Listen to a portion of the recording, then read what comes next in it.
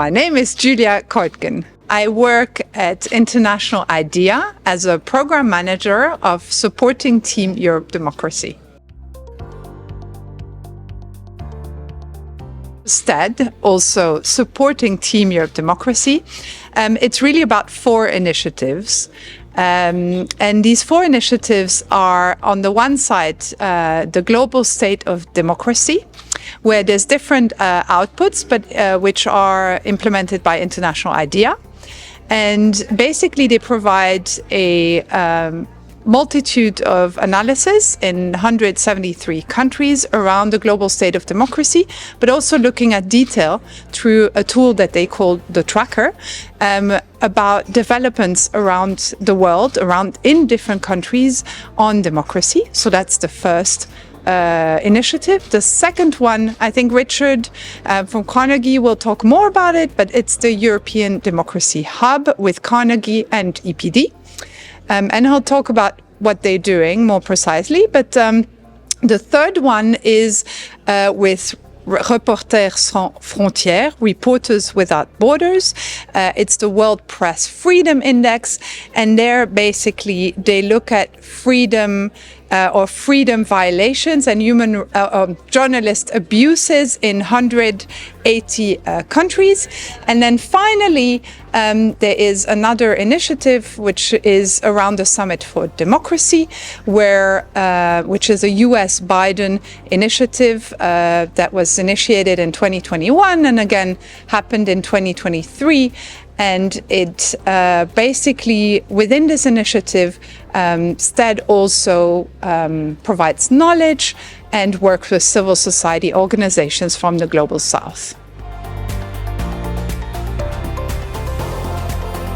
So there's several ways I believe that they can really contribute. First of all, I think in terms of this whole analysis that I described, all these tools that are being developed by STED, I think those will be helpful both at country level, and most of these tools actually provide an analysis at country level, but also at global level, looking at what are the trends and the challenges over time around democracy. And that will enable TED to have a better idea of, what is the picture around the world around democracy. The other thing which I think will be very useful or could be useful for TED is it also looks at different topics.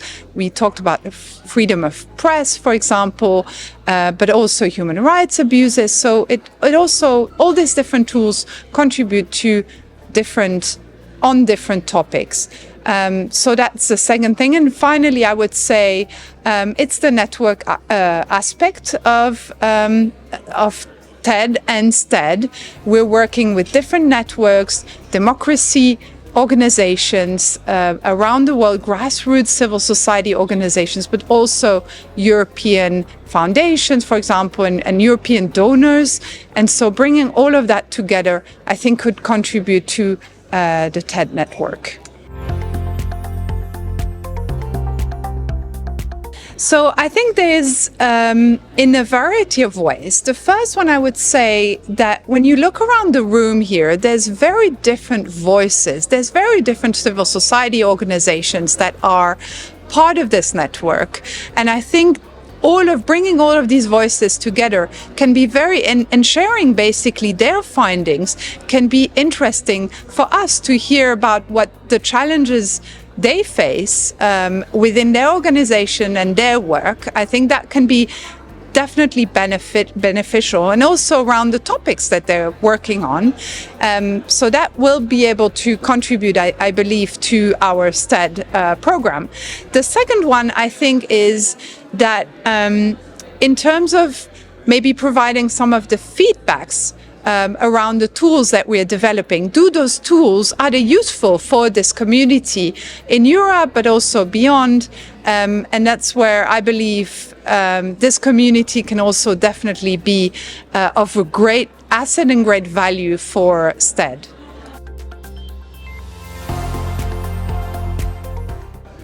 The expectations for this first meeting for me is definitely to get a bit of a better understanding what the TED network is really all about. We've heard about it quite a lot. We've heard a lot about Team Europe Democracy, but what does it really look like in terms of operationalizing it?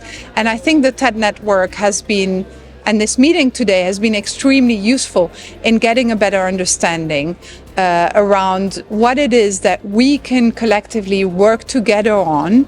And it has been, or we've gone as far as to look at potentially very concrete things that we would like to work together on and developing some work plans together. So I would say that's been extremely useful.